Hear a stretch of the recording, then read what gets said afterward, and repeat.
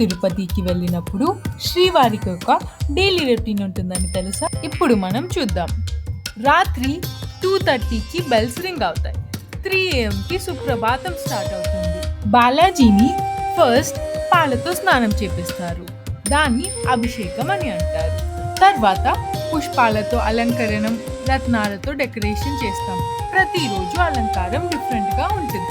Morning సేవ అయ్యాక బాలాజీకి ప్రసాదంగా దద్దోజనం, పులిహోర, లడ్డూస్ పెడతాం. స్వామివారికి సమర్పించిన నైవేద్యం కొన్ని క్షణాల్లో కనబడదు. భక్తులకు వేరే ప్రసాదం ఇస్తారు, కానీ స్వామివారి ముందు పెట్టింది మాత్రం ఎప్పటికీ బయటికి రాదు. ఇది కూడా ఒక సీక్రెట్. ఒక్క రోజులో 6 సేవలు ఉంటాయి. అర్జిత సేవ నుంచి డోలోత్సవం వరకు.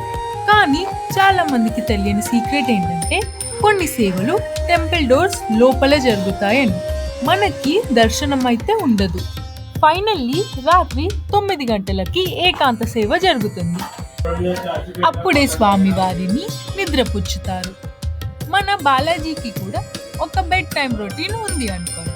ఈ డైలీ రొటీన్ చాలా బాగుంది కదా. Thank you. Like, share and subscribe to my channel.